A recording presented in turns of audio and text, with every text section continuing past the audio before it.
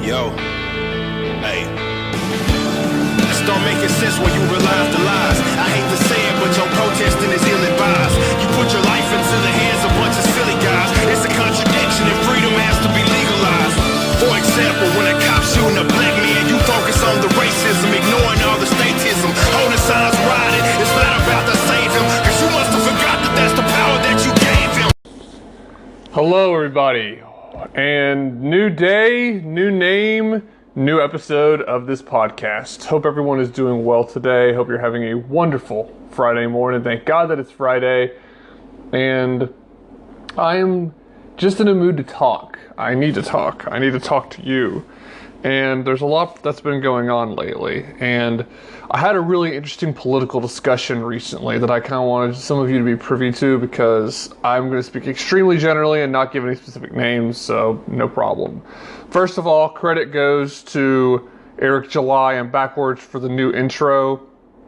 Really good music put out by the band Backwards. Not at all affiliated or a sponsor of this program, although I would love for it to be.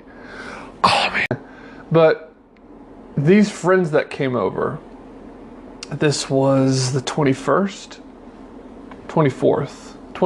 that's when it was, came over and we had a really good discussion. And I just asked them, zoom out with me. Think about this from like 30,000 feet. You know, forget the 5,000 feet of what's going on in America necessarily. Although what's going on in America is what we were focusing on, but I also wanted to look at just the whole world.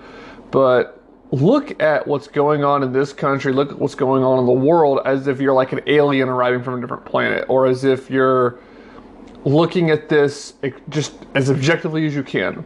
What is going on? What is humanity doing? What is taking place? And I got two answers. Either Western civilization is just falling. Period, blank, like, not sure what's going to happen next. Western civilization is falling. Or Western civilization is probably going to fall. It's either going to fall or it's being restored. But regardless, whatever comes next is going to be better. It's going to be some post-Western civilization set of ideas, set of ideals that are going to be so much better even than what we thought we had. It's important, I think, to keep the long game in mind whenever you're talking about anything politically politically related. There you go. Keep in mind the long game. You really don't want to be so afraid of what you can see on the news and what you even see on your phones, which frankly, what's the difference at this point? You don't want to be so afraid that you vote for something evil or surrender your freedoms without knowing that that's what you're doing. And one thing that I'm very cautious of, politically speaking, and again, I've told you, at least I think I've expressed on here, I have, yes, the last episode. I think I said this in the last episode, that I am not a non-voter, but I am becoming more and more skeptical of voting because it's democratic in nature, and democracy is such a twisted system because it sounds like the people ruling themselves when you have rule by the people. And that's really not what it is. But what I'm saying is, I'm very cautious of, Glenn Beck talks about this in his book, Cowards, progressive left and progressive right, which has been happening for a while. We're not talking anymore much about constitutionalism versus authoritarianism, or libertarianism, more accurately, versus authoritarianism. I wish we were. It'd be better for the country because of the libertarian philosophy being so good, but we're not seeing that. We're seeing, well, we're progressives here, and we want to make things happen here in this area of the culture. And then you have people saying, well, we're progressive here, we want to make things better in this area of the culture, in basically the opposite way. So like what this means is, someone might say, we want to make it illegal for like gay activity of any kind, gay marriage of any kind, just make it by the books, by law, illegal. Then you have another one that says, well, we need to have the government make it legal, and not only that, there needs to be anti-discrimination laws that forbid you to discriminate. In neither situation, the government is not the call. It is not the answer. And not only will it fail at doing this, not only is it ineffective, but it is morally wrong for the government to act when it is based upon the initiation of force. And so we have to be so careful right now that we don't end up giving more freedom in the future. For instance, one thing that is tempting, very tempting, is if either Trump or DeSantis runs, for the libertarians to want to get behind him because of his stances on COVID, which frankly are not bad stances overall from what I've heard on COVID. He's very much for freedom, for saying you can get the jab, you cannot get the jab, and you can't be forced to wear a mask if you don't want to, is the other thing that I've at least heard him talk about. I don't know if legislatively that has happened or not, but keep this in mind, because we don't want to get so eager to vote in someone like DeSantis or Trump for the second term that they get in and make bad decisions. For instance, who made Operation Warp Speed? Who approved this vaccine? And when you look at the efficacy rate, it's not a vaccine. Vaccines give you immunity. The efficacy rate on this thing is so low. So that said, it is an issue. It is important, but we don't want to be so eager to vote in somebody to stop something bad from happening that we lose sight of the long game. And again, you have the jab, you have warp speed, and you have these I think at least one $2.2 trillion stimulus package signed by the Trumpster. He's the one that did this. It's on him. It's at his feet. And he signed at least one stimulus package. I think it was more like 2 or 3. And then obviously the Democrats want to spend more, but the Republicans don't have much of a leg to stand on. They can't say, no, we're against that, when they literally 2 years ago did the same thing. That's wrong. Not quite 2 years ago. It's not quite April yet. But I made an episode. In fact, I think it's the first episode of this podcast where I critiqued Trump's policy on the first stimulus package. And that's wrong. We can't land ourselves further in debt and enable the government power because we're so eager to get rid of Biden and Harris, or to get rid of tyrannical COVID policies, which again, COVID policies are very important because we're still dealing with the effects of this, but we can't lose sight of the long game. So I wanted to say that to caution you, first of all.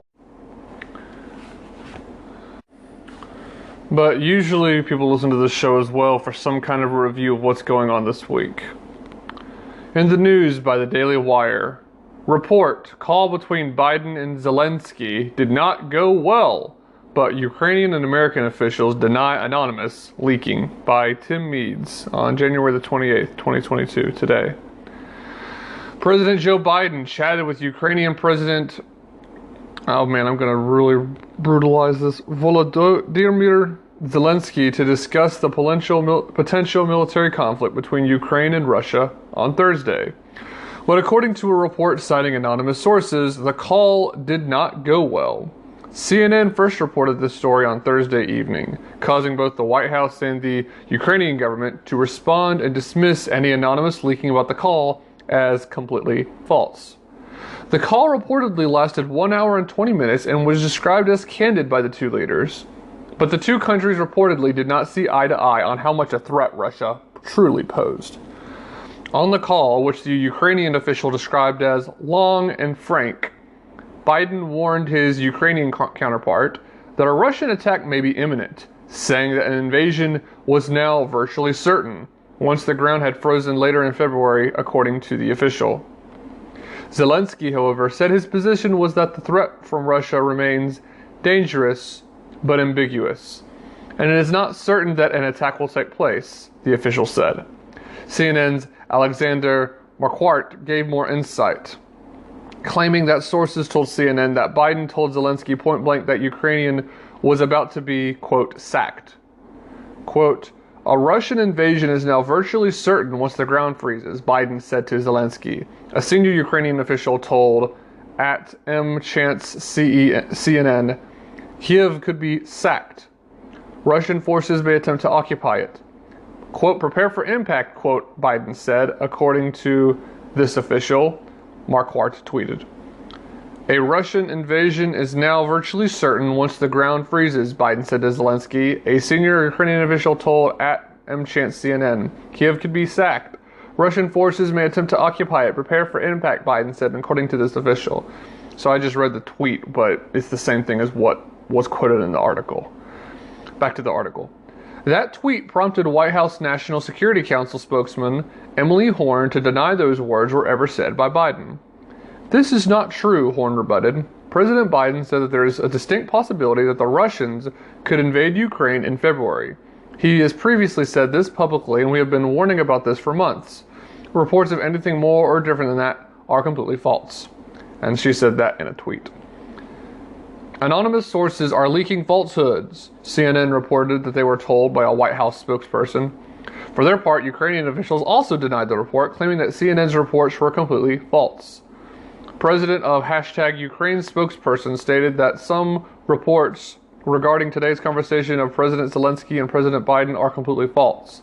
He also encouraged to carefully treat all information in this troubled time, especially from the unconfirmed sources. And that is from a tweet by the UKR Embassy in USA. I assume it means something like government of the Ukraine. In an attempt to set the record straight, the White House released the following readout of Zelensky and Biden's phone call. And you can look this up and read it yourself. That's how the article ends. It has some kind of it looks like it's just a statement. It's not actually quotes from the phone call itself. But yeah, look this up. Report, call between Biden and Zelensky did not go well, but Ukrainian and American officials deny anonymous, leaking by Tim Mead to the Daily Wire. I don't know. To me, Biden is really doing some funny stuff here, because on the one hand, he got American troops out of Afghanistan, which was a disaster, and how he did it, absolutely. I wanted us out of Afghanistan. I think, honestly, Trump did too, but I think either Trump didn't have the force of will, which is funny to say, or he didn't know how to get troops out of Afghanistan safely and effectively. I mean, it's clear that Milley apparently and him discussed it, but Milley at that point just revealed he didn't know what to do because of leaving all the equipment, and Trump said he realized he was an idiot. And then Milley clearly runs the show and leaves equipment behind in Afghanistan anyway. And so it was done disastrously. People were left in Afghanistan, but they try to act like, oh, what we accomplished was just historic. It was just so good. And no, not really. And so on the one hand, you have a withdrawal, which was necessary, but not done the right way at all. In fact, it would have been better if we hadn't done it. If the option is to keep troops in Afghanistan or to withdraw the way that we withdrew, it's really close, because I want a troop withdrawal, but not done like that, where we then jeopardize people. And then the fake news that went out and said, oh, there's no people there, it was just pitiful. So you have that on the one hand, which was kind of dovish, but like foolishly dovish when it comes to foreign policy. Dove compared to Hawk. Then you have this going on, which sounds to me like Biden's trying to stir something up. Trying to stir up the Ukrainians and say, oh, you're going to have a war with Russia. You better look out. See, this is what's funny too, is I've noticed that there's a whole lot of what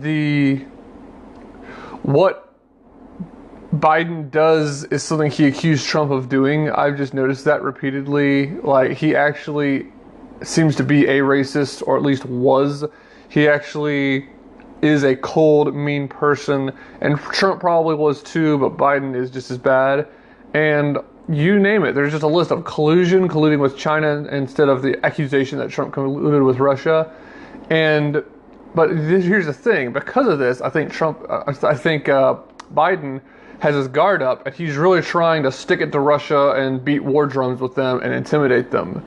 And I mean, Obama did this too. I think this is when the Crimea got annexed, or maybe it was a different time. Obama said some things about Russia in a way to try and saber rattle. And I just hope it doesn't end up with people getting killed, because even though Trump was kind of unstable and crazy with his tweets and his speeches, he didn't do anything like this. I mean, he said things like fire and fury, but he did it with a plan in mind to intimidate North Korea and bring them to the table, and he ended up doing it. I have no such faith in Biden or Obama or Harris. So that's the recording of the week. I hope that the rest of you have a good evening. That's it. Catch you on the next episode, and bye.